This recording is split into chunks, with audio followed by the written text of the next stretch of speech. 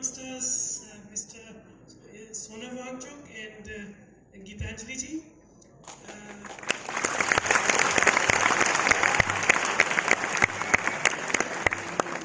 have been pursuing Sonam for almost 2 years now to bring him here to come and share his viewpoints, his work with people around. And he doesn't need much of a formal introduction, but still I would like to, just speak few lines which I figured out from their HIAL website. So I'm sure they will be telling you about HIAL, both Sonam and Gitanjali. About Sonam, he doesn't need much of an introduction, but yet Sonam is a mechanical engineer by training.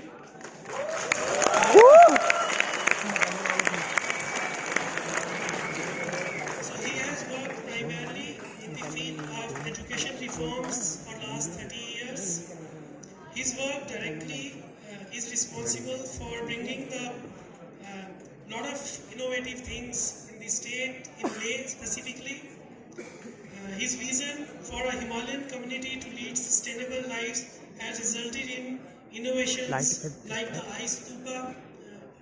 So it's like artificial glacier. I'm sure you all know about it. And passive solar heated buildings. And we all know Sonam from the time from when we had seen the Three Idiots. I know he is reluctant to he won't accept that I am that person, but I am sure it is motivated from his life. About Gitanjali, Gitanjali is an entrepreneur turned educator. Gitanjali is passionate about creating an environment that empowers learners and facilitators to become the best versions of themselves. I just explored about him on Wikipedia and I came to know that she is taking care of, and she is a founder, I think, of Home Hospital, if I'm right, Gitanjali. Yeah. So like that provides that's an entrepreneurial setup itself, and that provides healthcare at like reasonable and cheaper, if I put it that way, so that healthcare for everyone. If I'm right, Gitanjali, I picked it up from website. So not standing in between you and Sonam, I'll invite him to come and share, and simultaneously, if you both plan to share together or like whatever way you like. So I'll invite you. Ya sarara udah.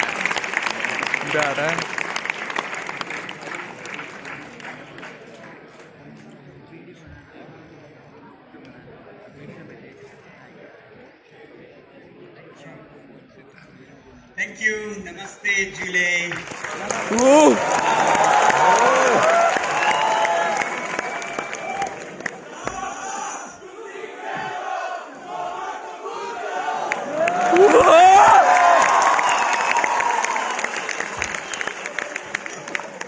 Let's come down to the real world and talk about real issues. Sorry about the glitches, problems here, but I should say good things don't come easy. So let's start with that. Great to be here in this prestigious university, meeting young people, and I assume there are a lot of engineers sitting here and perhaps mechanical.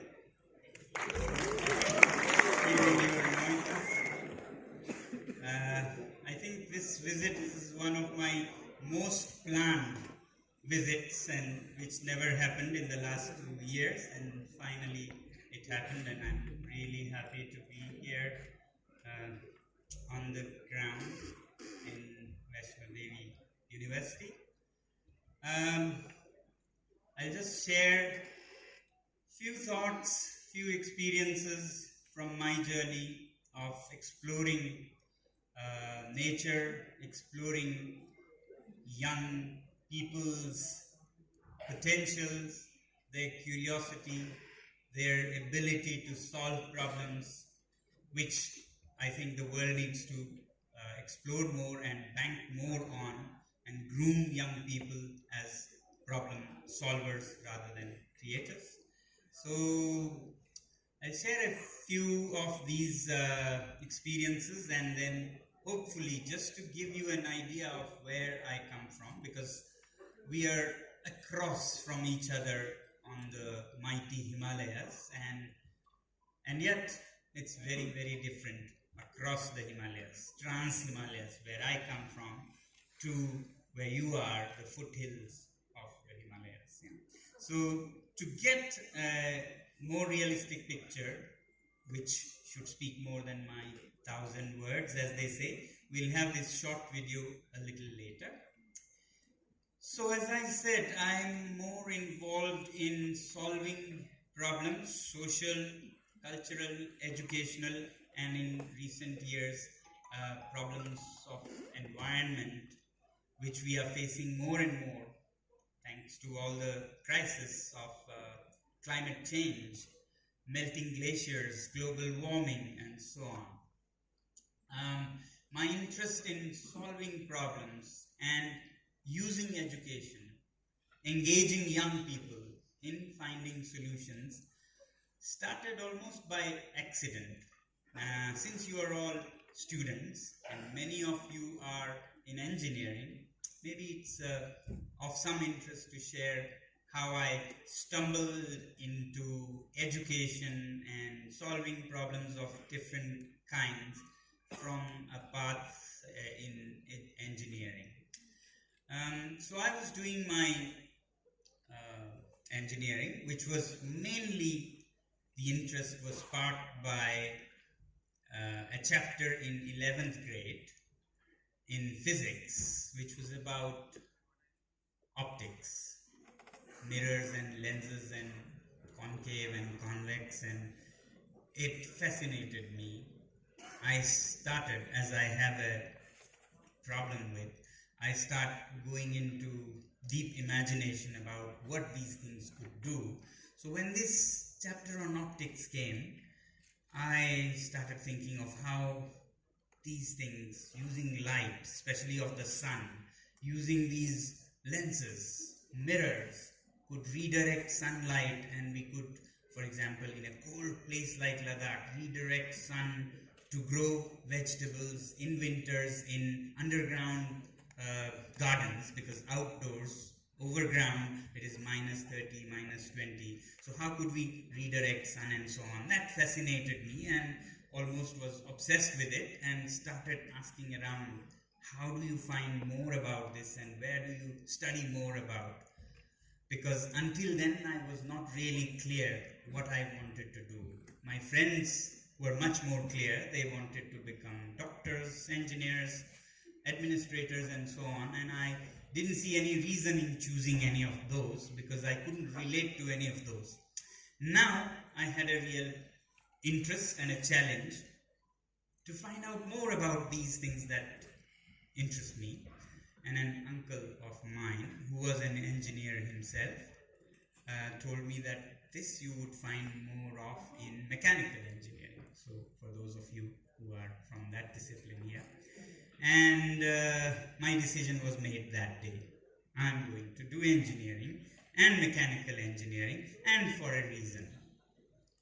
Now, driven by that reason, I started preparing from that day, and a year later, I was in the engineering college, which was National Institute of Technology now in Srinagar. The first year, I always share, was very quiet and very interesting.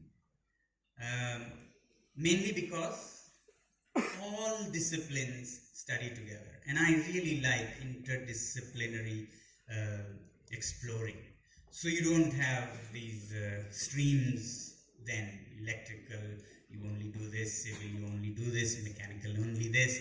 In the first year, you study everything from across the fields, and more than that, you study important, interesting things in humanities.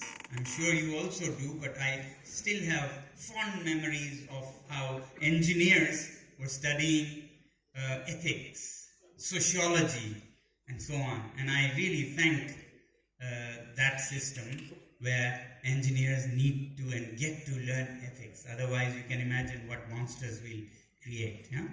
Even with, we are creating. So without, you can imagine.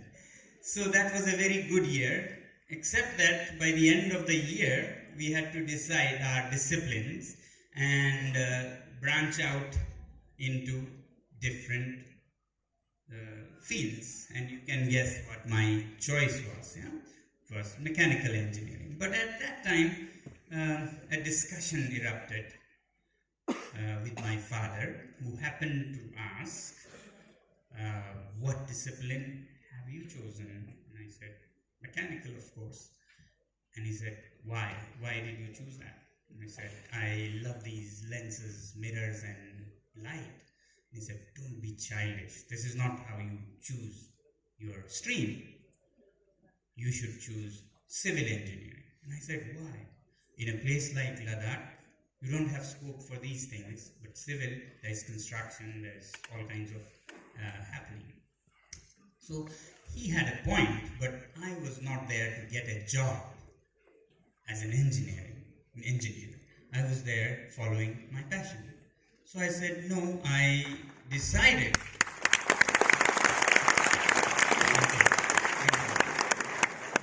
I said, I chose engineering only for these lenses and mirrors. And he said, no, civil. I said, no, mechanical. Civil, mechanical, civil, mechanical. This went on for a little while, at the end of which he said, if you do that, you'll do it at your own expense. Don't expect anything from me. Now, strangely, normally this should be the end of the conversation and the kid says, okay, Papa, then I'll do that. But strangely, some voice inside me, this little meek thing, stood up and said, thank you very much, then I'll do it myself. Which was the least expected answer. Yeah? In hindsight, I don't think my father was a villain or anything. It was just that he wanted to bring me to my senses, knowingly or unknowingly. Our parents, when they try and impose their own thoughts, they're not villains. They are a very good test of our determination, is how I put it in the perspective. Our parents are a very good test of our determination. If we are not determined, if we are choosing something just because your friends are doing or something you read somewhere, then you would, cave in, give in, and do that. And you might as well, because when you are not sure, you might as well listen to your next closest person. But if you are determined, then you stand your ground, and guess what? Parents always want your happiness. Finally, they'll put their test, but then when they see that the kid knows where he's going, sooner or later, they'll start being happy that you are happy. In my case, it took 7 years to reconcile, because he didn't believe I knew what I was doing, and I was driven by this and nothing else. So I, as I said, stood up and said thank you and walked out of the house. That part was easy. More difficult was outside the house. I was sitting on the steps and thinking, now what? How do you finance 3 years of engineering, not known for being the cheapest thing to do? How do you earn? I wasn't strong enough to go move bricks and mortar at a construction site. I didn't know many things to do while I would do my engineering. So that was the challenge I had. And so I thought maybe I should go teach science and maths and English, which I loved anyway. And back then, in Ladakh, there was a crisis of some sort in education. schools would have this extortion system where class teachers would require the children to come to tuitions, and if they came, they would pass. If they didn't, they would be arm twisted, that kind. And a lot of kids anyway failed. 95% actually used to fail in those days in 10th grade in Ladakh. I'll come to that later. So I thought maybe I could be useful to those students, and my primary intention, I should be honest, was to earn some money to finance my engineering, right? So that was my main interest. But if you are useful to some people, all the better. So I took leave from my college when the whole batch was going for industrial tours in vacations. It used to be winter vacations there. I went back to Ladakh and thought I'll start a coaching system where volumes will make up for lower affordable prices. So I wanted to have lots of students at very affordable prices and using many interesting, innovative ways of teaching. So, but that requires a whole facility, a coaching institute of sorts. And I had, honestly speaking, no money even for the next meal. Yeah? And here I was going to do something big where I would teach and earn my expenses. But something inside, when you take upon yourself a challenge, nature gives you the ability to take on, the energy also.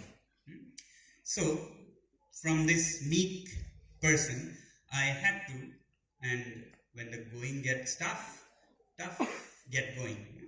So I went and negotiated with the hotelier, a hotel there, and I said to the owner of the hotel, I want to lease your hotel for the next 3 months. Little did he know that I didn't have money for the next meal. Yeah? Interestingly,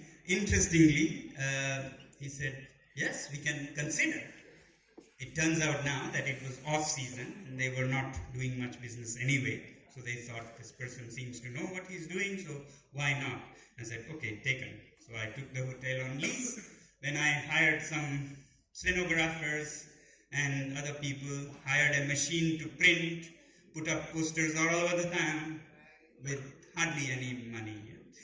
To the extent that I used to go to different relatives as if I was going there to see them, actually for the lunch. Yeah? For my meal, I would go to different relatives. But anyway, it started that way, and very soon students started pouring in from every direction.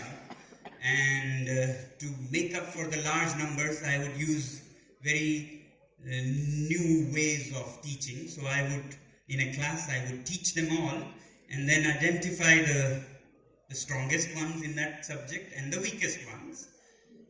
And then, after my class, I would do a special session, a small dose for the brighter ones of that subject. And then I would put the brighter ones with the weaker ones, stronger ones with the weaker ones together, for the stronger ones to help the weaker ones, and magic would happen. Over the weeks, magic would happen. You would guess that the weaker ones would become strong. Definitely they did. But the magic was that the stronger ones would become masters. Yeah? This is one thing I still would like to share.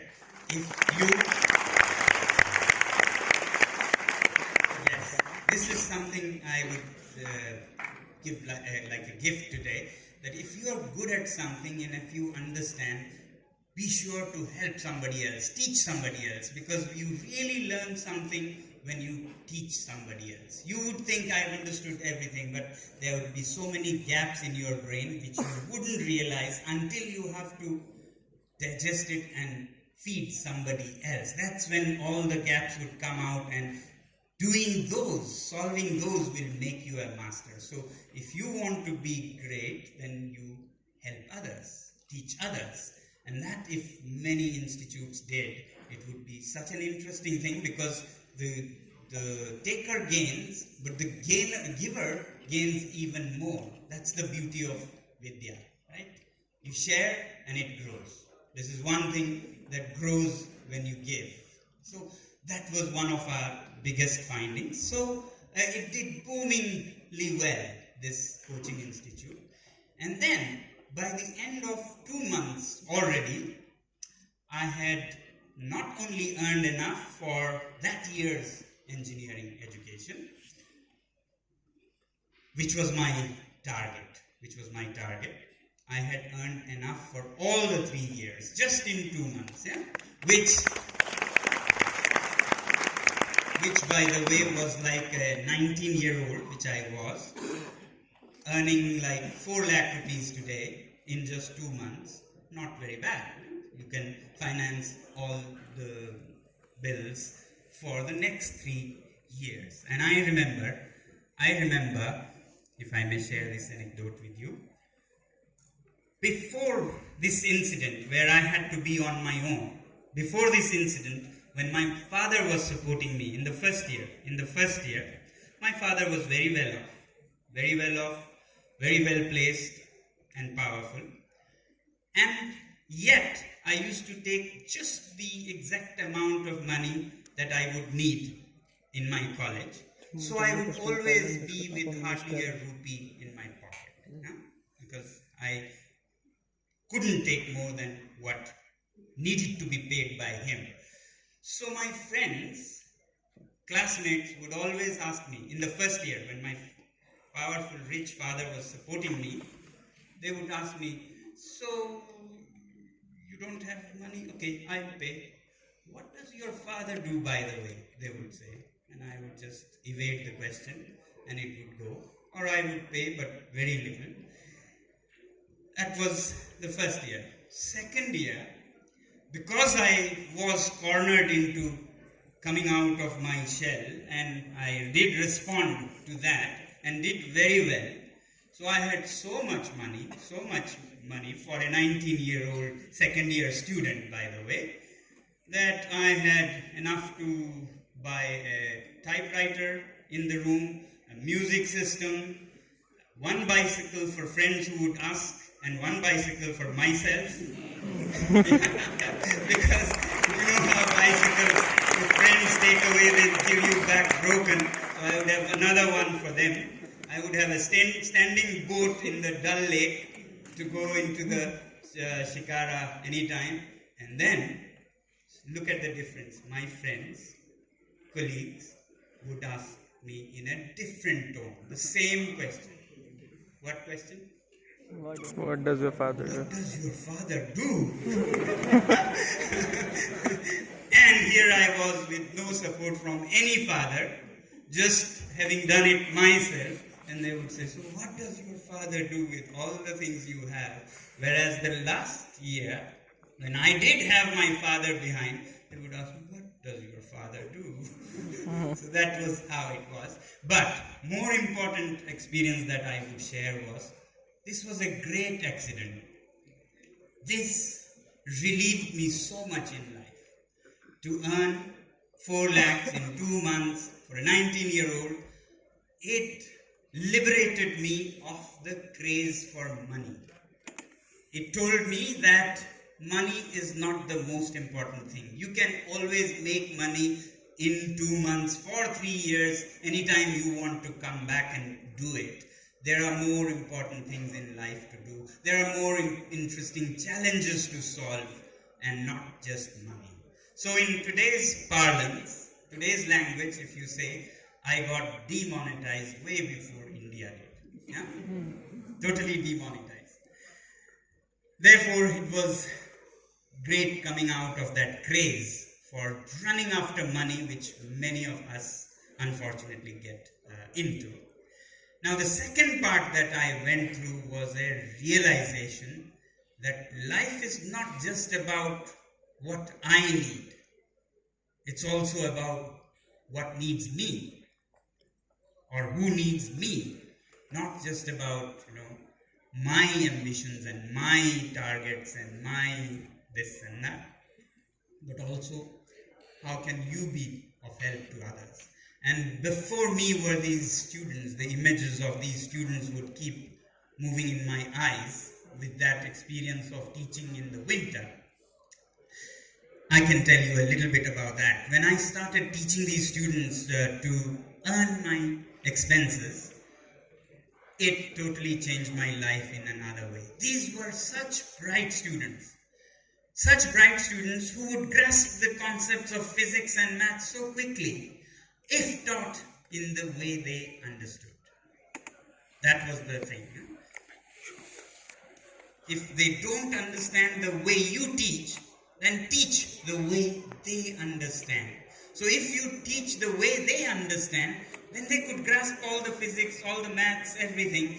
And yet the system was so cruel that they would be failed in their hundreds every year. So 95% of them used to fail every year. And yet the system would blame them for being sort of almost retarded. They would be treated as retarded. Some teachers who would come from like Kashmir and so on, across the mountains, would say, these Ladakhi kids can never do well in maths or science. There's not enough oxygen in the air. How can a student do anything about oxygen in the air? So they might as well give up and not even do what they were doing. So that was what was resulting. They were just giving up. The reality, as I started teaching, I started discovering why they were failing. Were they really retarded or some problem with them? I started seeing that everything was against them. The whole system was against them. Textbooks meant nothing up in the mountains. Teachers were not trained how to deal with students who have a different background. Language was such a challenge. Ladakhi speaking children. Ladakhi is a Tibeto-Burman language, very different language from any languages in India. They would suddenly be required to start their school in Urdu, Indo-Aryan language. And after 8 years of that, suddenly in English, all the science and math in a European language. No three languages could be more different than these in the world. So of course the students were challenged. And then, talk of textbooks. Suddenly at school you are exposed in your textbooks to things that you have never heard of, seen, or anything. Normally, textbooks are supposed to be around your life, especially initially. From known things to unknown things is what education should be about. But these kids in remote Ladakh would be immediately handed over books. For example, I keep giving this example. You have A for apple, B for ball, C for cat. Now there is a lot of philosophy in that. A actually is a squiggle. It's a symbol. It's abstract. Doesn't mean anything. But if two adults or more agree to call it A, then it is a message, A. But it is so abstract we forget when we share it with our new members, the young ones. And therefore, we relate it to something that the child can relate to, apple. A is so forgettable, so let's use something a little bit more memorable, apple. So A for apple. That's why they chose something that the child loves. In the morning, eats it. Therefore, apple. Can't forget. So link it to the unknown. Known to unknown. Apple is known, A is unknown, and therefore the association. Ball, a child loves. B is the unknown. So you get the unknown done with the known thing. But then when you don't apply your brain and copy-paste something in the mountains, it becomes E for elephant and F for fan, which a child at 13,000 feet has never seen or heard. F for fan. And the teacher makes them memorize F for fan. And they say F for fan. But some idiot asks, but what is this fan, sir? We have never seen anything like this. And the teacher says, you don't know what is a fan? No, sir. And then he scratches his head and says, actually, I have also never seen it.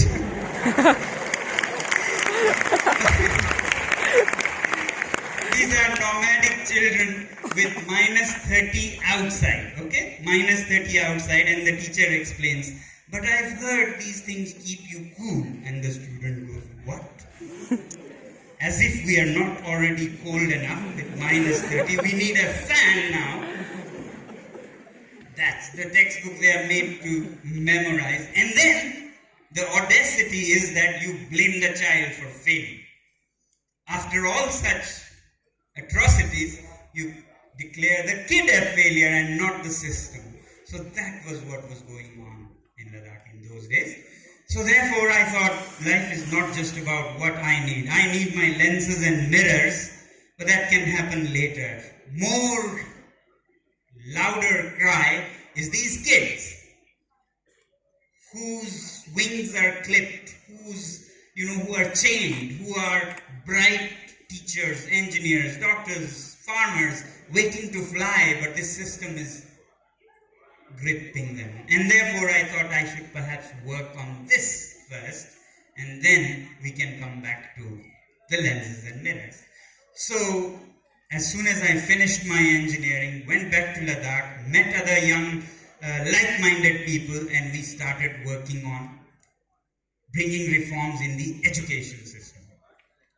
Initially, we kept coaching before the exams to improve the 5% result, which did improve a bit. They would pass, but then we realized if we were going to repair broken products, and the system keeps producing or breaking products, we would be doing that for the next 50 years, just repairing broken products. Therefore, we perhaps need to go to the root and remove the root cause so that the products don't break in the first place, right? So that's when we moved from coaching and helping to bringing reforms in schools, in primary schools, that too in rural areas and government schools. That's when bringing reforms in government schools became a realization for us. It was a sort of an enlightenment to see that we need to change the source rather than repair broken products. So next decade or so, we fully got into bringing reforms in government schools, collaborating with the government, which is not the easiest thing, by the way. But we trained thousands of teachers, changed all the textbooks. When we would say, these books don't make sense for Ladakh, we want to change it. And people would say, what? Change textbooks? No, you can't do that. And we would say, no, they haven't come down from heaven like Quran and Gita. They are man-made, formed human beings. They should be changed. So that was how we were ridiculed. Every time we would say, change it. Do it. Whatever it takes. Most people just think of the ceilings, take them so seriously that they never knock or break the ceilings, the glass ceiling or whatever you say. I found it very interesting. There's an analogy in the botanical world. Some people try to keep a glass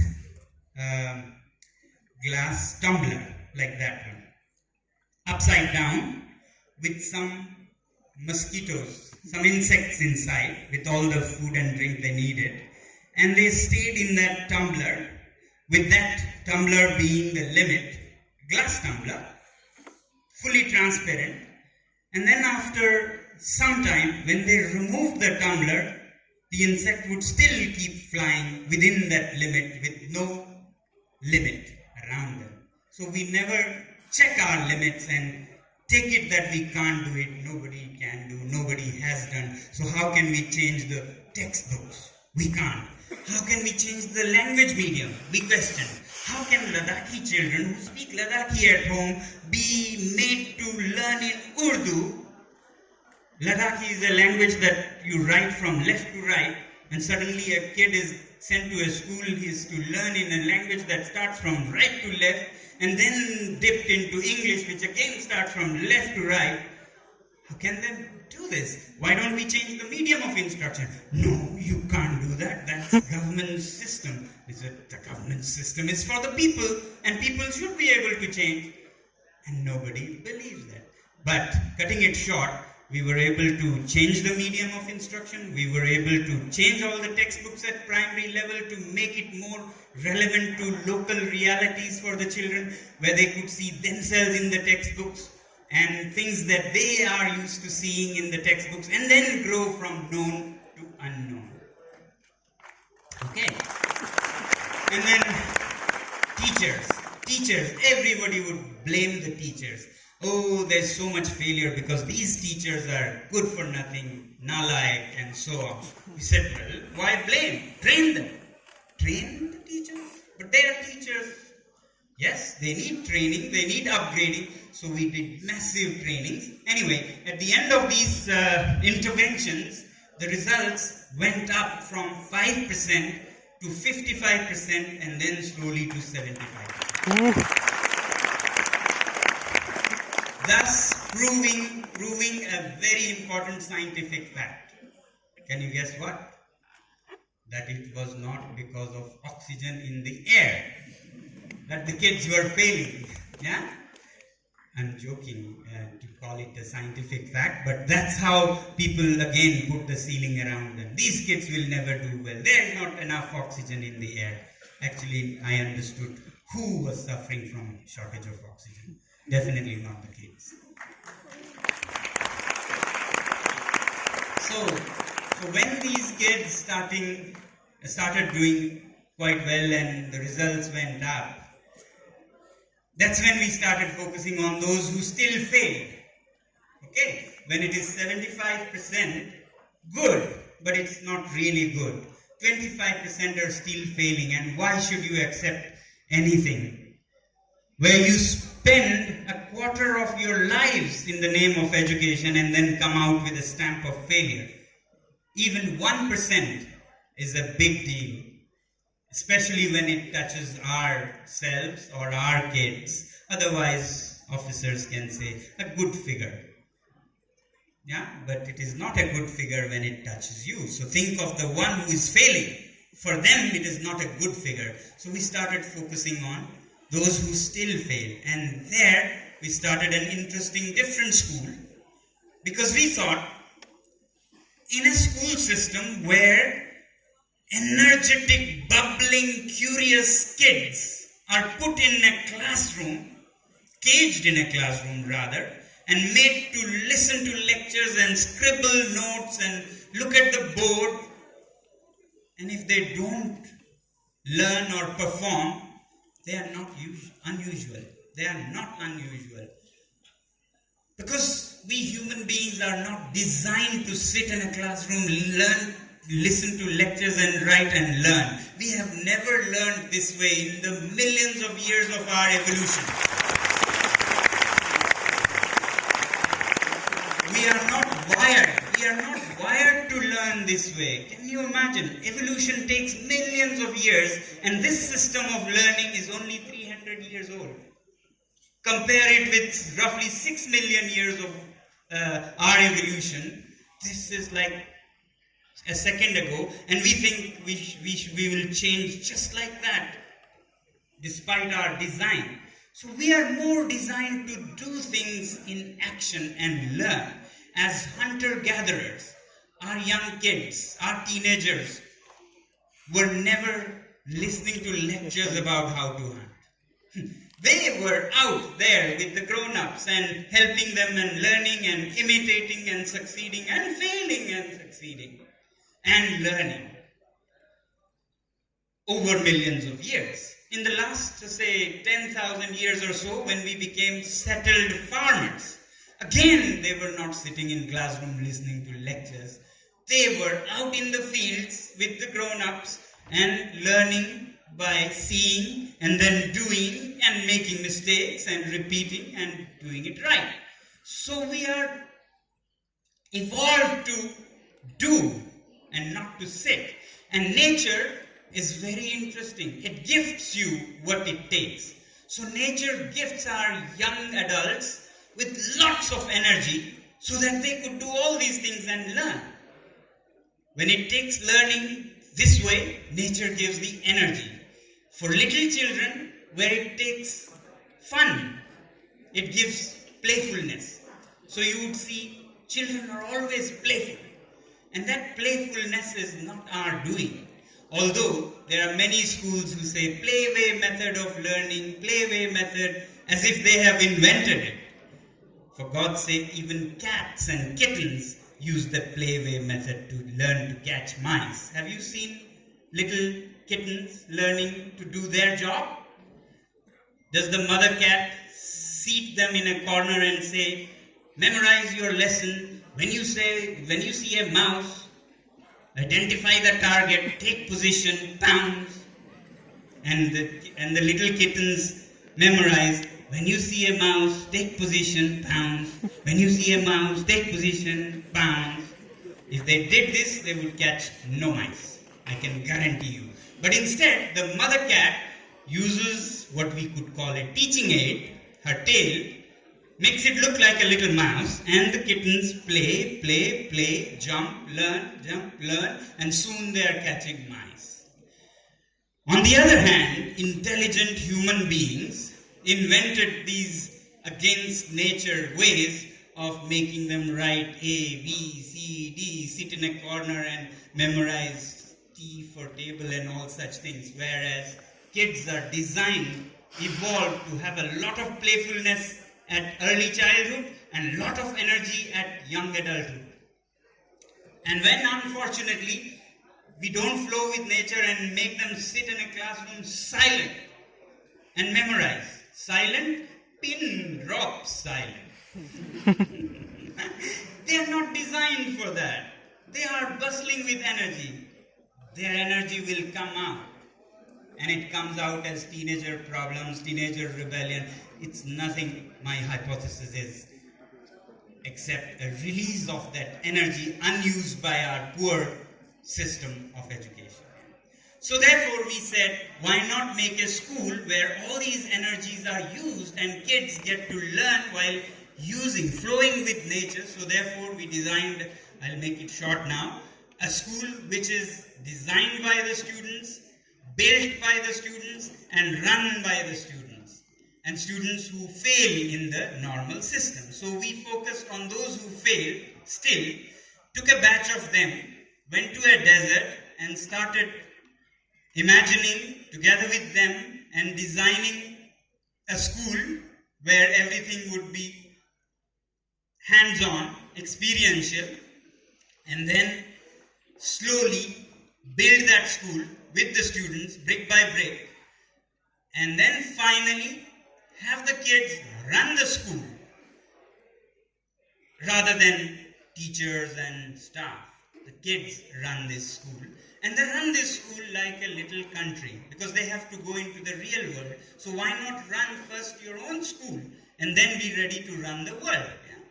Therefore, they would run it like a little country with a little government, with a little parliament, little elections and so on, 2-month tenure governments, and they run from farms to gardens to water supply to solar powered lenses and mirrors and all those that I talked about. Yes, there was a time when I could come back to those and use it for solving Ladakh's problems. So we saw an interesting thing. They could create so many things and also do well in exams. Most of them. Some would never do well, but they would do other things so well. So some of them became filmmakers of world repute. Others became entrepreneurs who were very happy doing what they do, even if they don't do well in your, political science or psychology or so on. And based on that experience, how even failures can do well when it is experiential, hands-on, learning from known to unknown. Now recently we started working on an alternative university where the same principles of learning by experience could be applied to higher education, where young people in their 20s could do so many more things than in this school with teenagers. This school already with teenagers is a self-reliant school, which doesn't receive any funds from donors. They produce enough to eat and, take care of the school. They do businesses, they take volunteers, student exchanges, and the school becomes self-reliant. So imagine what a university or a college like this could be if the students applied themselves in creating value, wealth and learning all at the same time. And that is called Himalayan Institute of Alternatives, Ladakh. Yeah? So, at this point, I will stop and I'll request my colleague, Ms. Gitanjali, who heads that university. And this university is completely interdisciplinary. You don't want to, have silos of this and that and so on. So you learn like life is, organic, intertwining into all kinds of fields. That's how life is.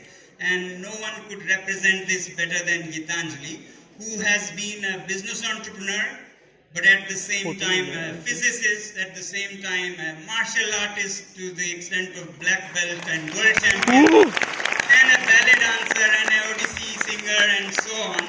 So we thought that would be a best combination to head a university that is about life and reflecting and responding to needs of life. So I leave it to her to share with you some of this. But any chance of that video? Yeah, there's a short video which summarizes what we did and what we are looking forward to do. We'll have that, and then Gitanjali will share with you the Hayal part, and if you have any questions, you are most welcome. Thank you. Thank you so much.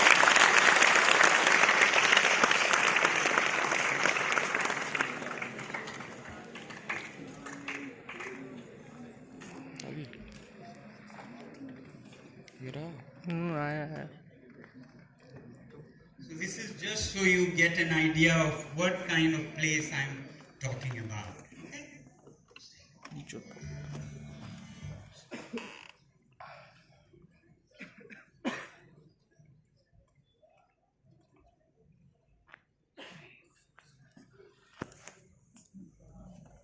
भी इधर देख ले यार, यशवंत देख ले. अरे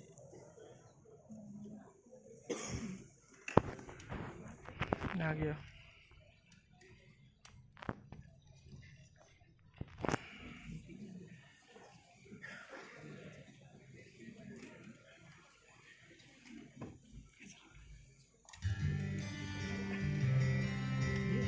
I've never let my schooling interfere with my education, so said Mark Twain.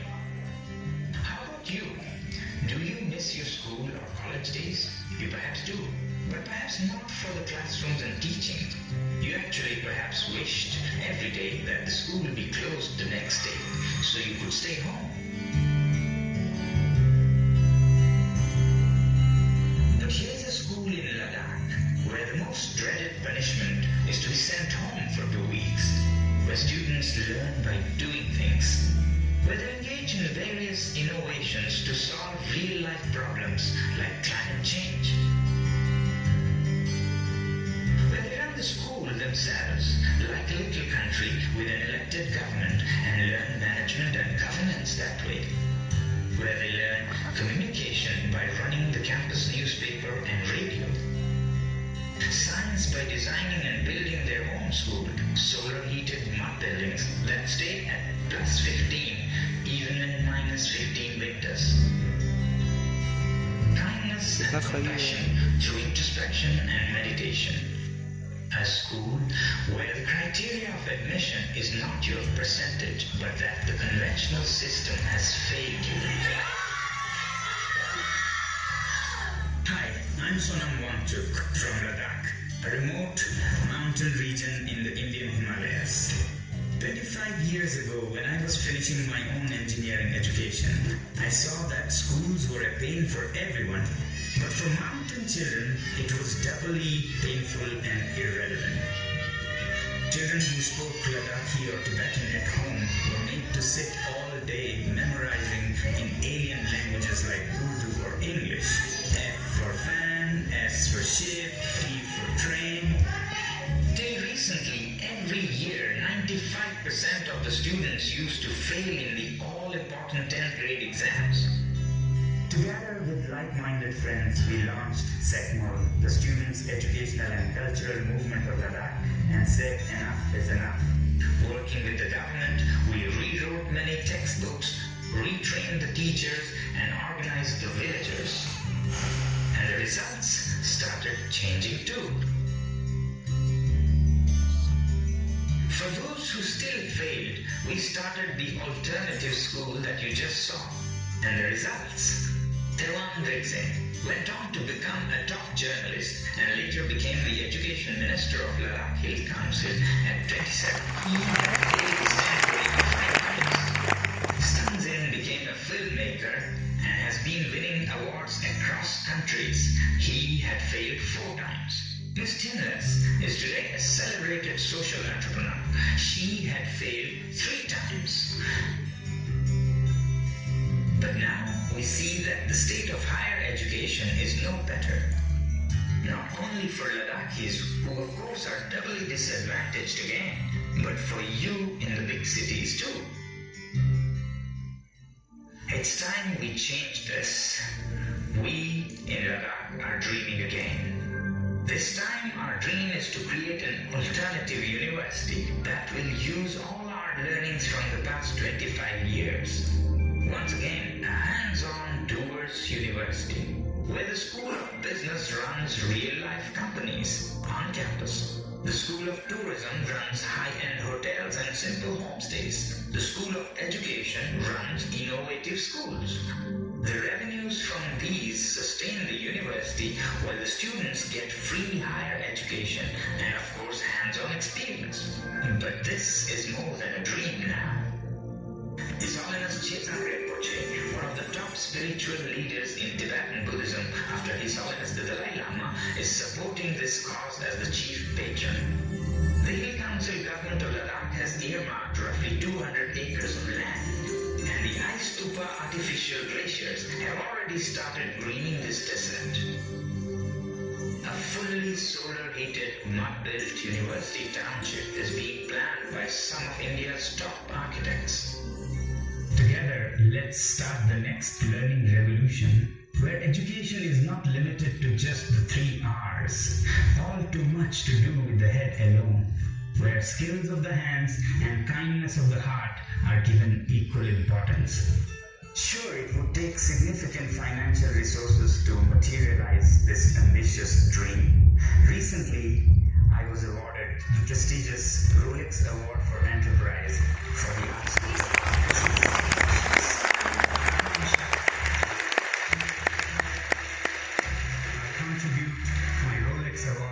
As a seed for this cause. Thank you very much.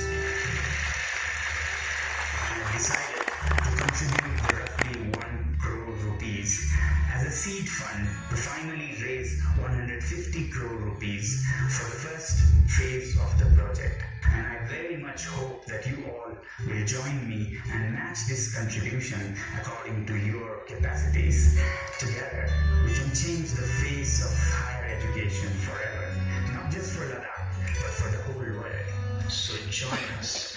The future has already begun.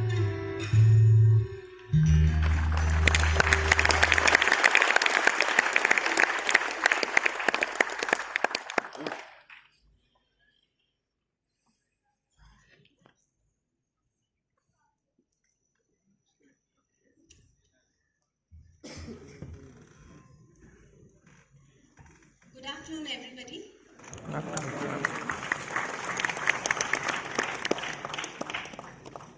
In 45 years of trying to lead a fulfilling life, there is one question that never leaves me. How does one pursue all the interests that one has amidst the harsh reality of earning one's livelihood, which requires one to invest a significant amount of time excelling in one thing? As a young mother, when I had set up my first engineering business and I had wanted to study martial arts, Russian ballet and Sanskrit, what was I to do? Give all these things up as something that can never be achieved, or try and attempt doing everything? While the first option was easier, I decided to explore the second of attempting to do all of these, and something miraculous happened. Let me share that with you. Have you ever felt that you are good at many things, but when you compare yourself to an expert, you are not that good?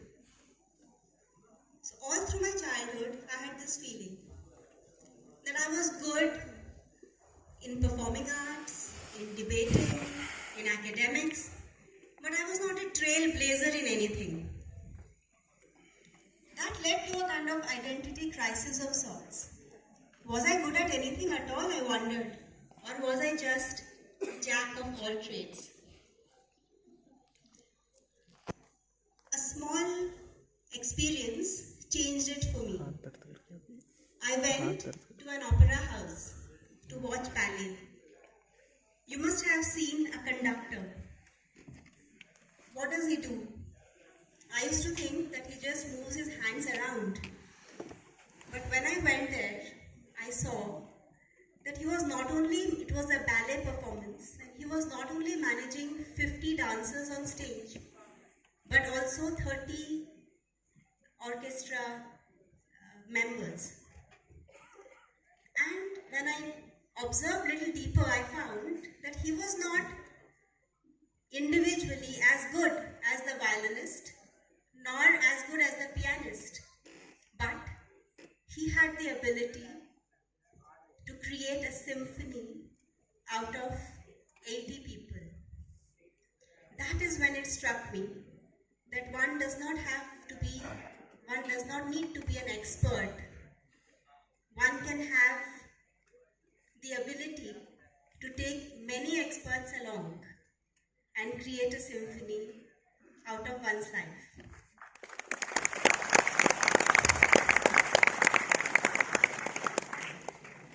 So I decided to not hesitate, but give all aspects of my life complete expression. So from a very well-placed consulting job, I quit and became an entrepreneur and set up 3 diverse businesses in engineering, publishing, and healthcare. Later, I reinvented myself as an educator, headed an international school. At 33, when ballerinas retire, and after my son was born, I went to Kyiv in Ukraine and started learning ballet. And in 3 years, I had begun dancing on point shoes and performing on stage.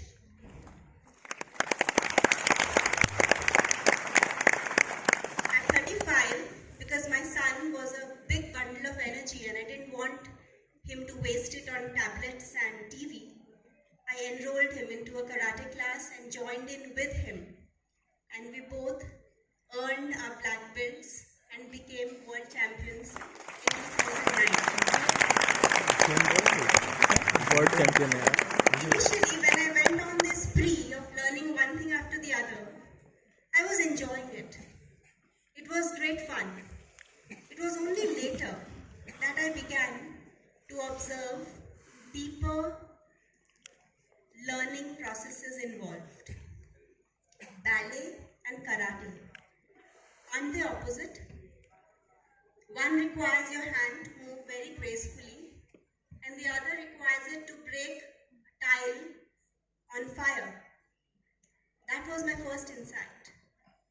That when we excel in opposite things, we increase the range of our possibilities. The reason I could win the world championship was because I could kick better and higher, because I had perfected the split in ballet. So very two opposite things. One is strength and one is grace, but they combine somewhere. Second insight was that I was taking less and less time to master new things. It takes about 3 to 4 years to get your black belt, but I could do it in 7 months because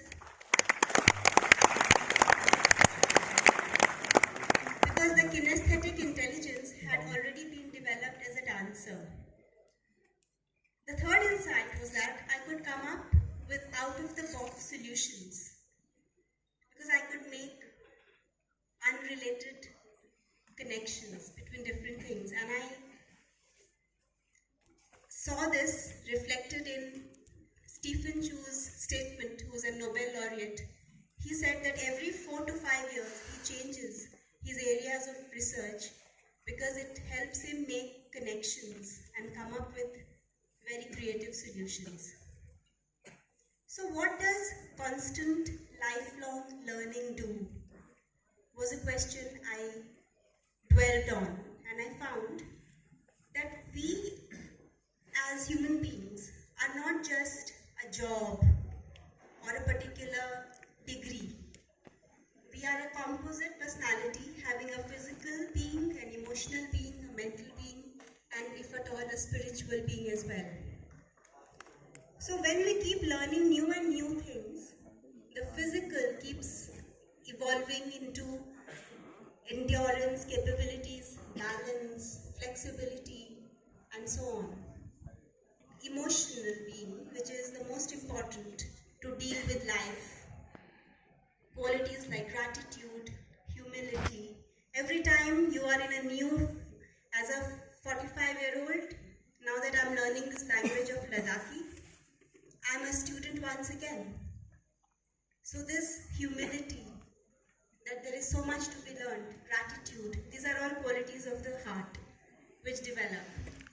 Mind. When we learn many things, we bring in different perspectives, the width, the height, the depth. And all of these, without our knowing it, give us very different skills and capabilities to deal with life. And now I am able to bring all these things to Himalayan Institute of Alternatives. From Chennai, which is plus 40 degrees, I am now able to survive in minus 30 because the body is capable of enduring, because it has learned many things. I set up this engineering company, and then a publishing company, and then a hospital. And every time, it takes 6 months to 1 year to understand a particular field. And therefore now, it was easy to understand the context of the Himalayas of Ladakh, of what the university needs, and bring in that interdisciplinariness into it. So Himalayan Institute of Alternatives is to me that canvas which can connect all the dots, which as a child I always felt abnormal about. I was always used to ask in my prayers that if I have, oh God, you made me like this, when there is not a particular job where I can bring my whole personality. Because there is a researcher in me, there is an entrepreneur in me, but where I did business, my mental, cognitive skills were kept at abeyance. When I was doing research, I was not able to do action about it. And here was the answer. Himalayan Institute of Alternatives is, I researched, the world's first doers university, where teaching is not through sitting in classrooms, but by solving real life problems. The 4 basic pillars of the university is first, it is contextual pedagogy. In India, whether you are in the Thar desert or in Cherrapunji where it rains the most, the curriculum is the same and equally irrelevant. Here in Hayal, we are building a curriculum from scratch to address the questions of the problems of the mountain regions. As was pointed out in the presentation, that we don't need to have F for fan in our curriculum, and more so in higher education. The second pillar is experiential. Experiential, where students learn and while they do.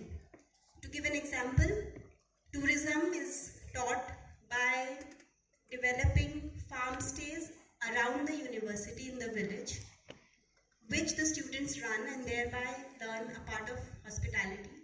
And at the same time, The activity works along with the ecosystem to stop urban migration, because the second generation always leaves and goes for greener pastures to the bigger cities. But because of this, the second generation stays back home, kickstarts the rural economy, empowers the women and the boys when they see their mothers earning more in the village, stop going to Leh or Srinagar and stay back. And the students of the university, they learn while running these farm stays, and they learn for free because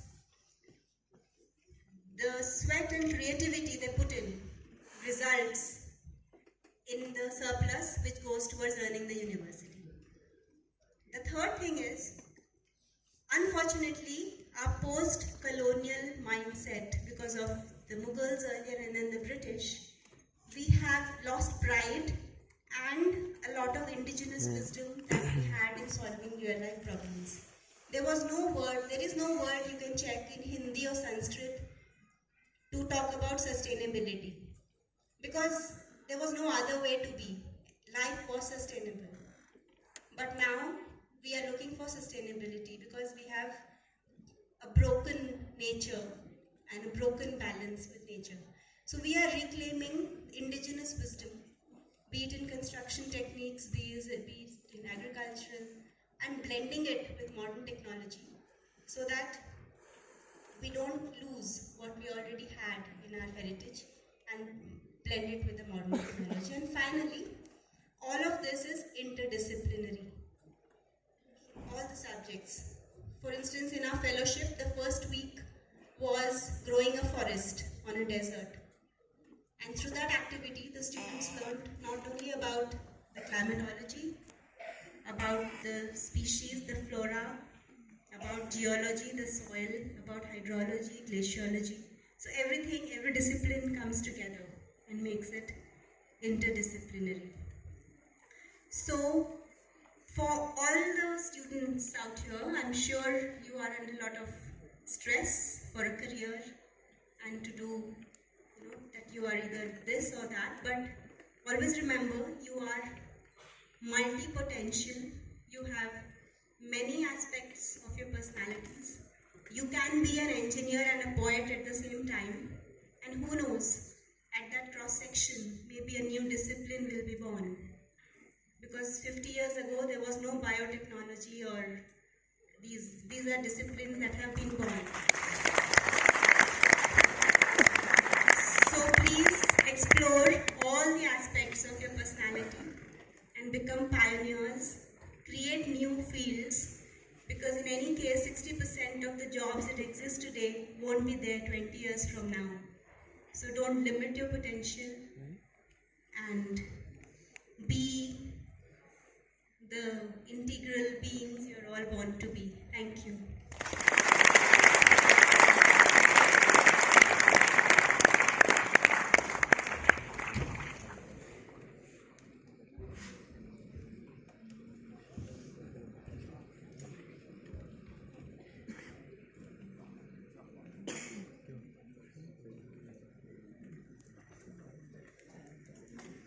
So it was really inspirational, and everyone was holding their breath and listening to you. Wonderful talks, very inspirational. You all are motivated. So, great numbers of applause. I think we can increase the volume of your claps if we just try.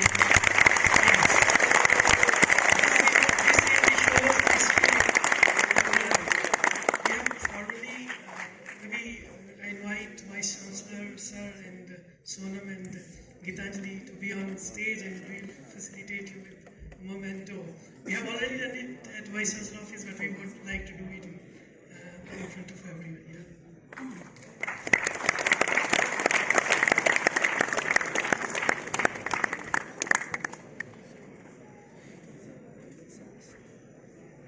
खड़े होना पड़ेगा ना, खड़ा होना पड़ेगा.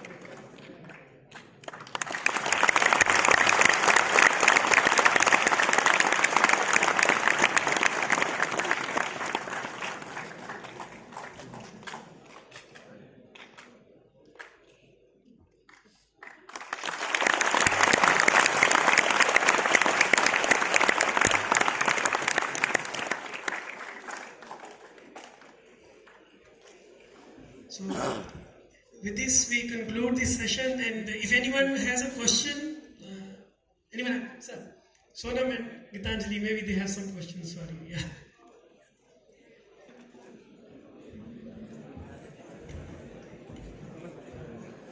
किसको question है बे तुम Listen. Hey.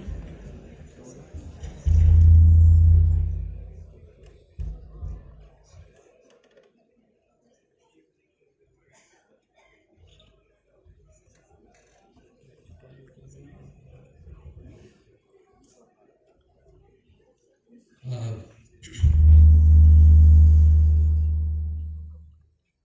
don't have any questions, but I want to relate myself with you. For the reason that I had the opportunity to work as a principal government degree college in Ladakh from 2009 to 2010. And whatever you said it, I have experienced myself there as a principal, and the Ladakhi girls, they usually felt shy, and I had learned your attitude like you to come to that level where they could go for higher education in Kargil. And the second point is that while I was working as a controller of examination in Board of Professional Entrance Examination, so higher education sent me your HIL proposal you submitted to governor sent to higher education, and somehow I was with the cluster university given the statues. I was the first person as nodal office president in Jammu who framed these statues, and because that was first in the country, there was no cluster university. So when I was assigned as a job, then I looked towards the MHRD that what should I do? So same attitude which ingenious, innovative, we did it. And then I found Gitanjali. Then that they said me, you throw some light on this HIL, Himalayan Institute of World Ladakh. I have never met you. Yes, you are an idol, mostly known as Three Idiots, you can say. But when I went through that HIL, it was a wonderful thing. I don't know, I retired last month in June. And then I don't know where, what status of HIL. So, क्या पूछ रहे हैं it was a wonderful thing. And when I saw you and listened to you, so I felt like saying that somehow पूछ रहे हैं क्या पूछ I can give a message to the students who are studying, pursuing BTech here. Because my son and daughter has done BArch and studying BTech computer science from this place. Every student, engineering student, other student has a Sonam Wangchuk in them. They also want to fly high. But I wish a great future for your HIL. And I wish that every student should get a chance to visit Ladakh, to know about Ladakh.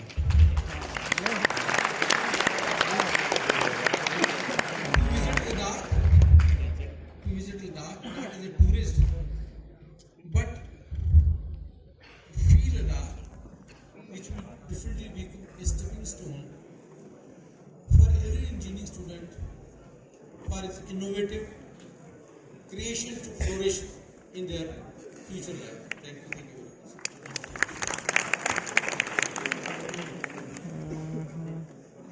It was not a question.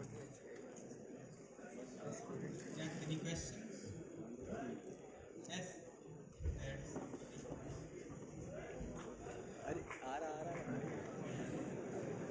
अरे Sir, how did you feel when you came to know that the movie being made about you?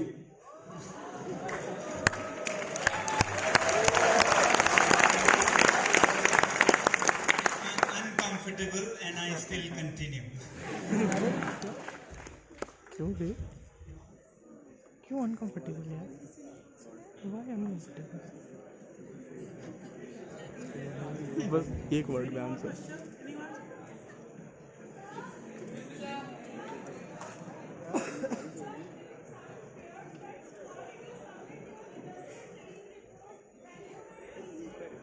Industrial training report when I was teaching, how did I submit? Well, my teachers were kind enough to consider this thing. So I took their permission. I was a good student. I explained my situation and they were kind enough to let me do this. Yes. Sir, I want to know how you change that system that you are talking about. Because that system is still prevailing in our society. Well, most of the country it's prevailing. Even in Ladakh, the regular government schools have not completely changed. They are a better version of what they were. But in this one school where the so-called failures can go, so it's a very interesting situation where the admission criteria is you have failed. Others cannot. They can be in waitlist. So there we have the freedom to test and try, and therefore we came up with these things that are feeding into the university. Now we are discussing some of these if they can be applied in other school systems. For example, progressive systems like Delhi government schools, they are considering. So a delegation of some 30 master trainers came to Ladakh just 2 weeks ago to see what elements could be introduced in the regular system. So it will take some time for the regular system to be more tuned to life than to classrooms. Thank you.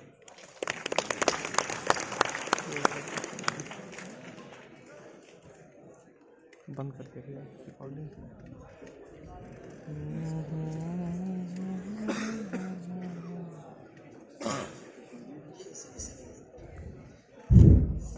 Sir आपके लिए मैं एक शेर बोलना चाहता हूँ।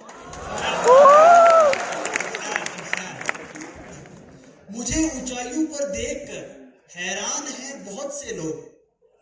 मुझे ऊंचाइयों पर देखकर हैरान हैं बहुत से लोग, पर किसी ने मेरे पाँव के छाले नहीं देखे।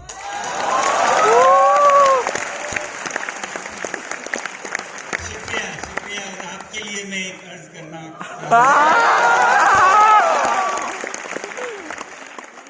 आप लोगों के लिए मेरी मोहब्बत का, जिनके होंठों पे हंसी पाँव में छाले होंगे, हाँ वही लोग तेरे चाहने वाले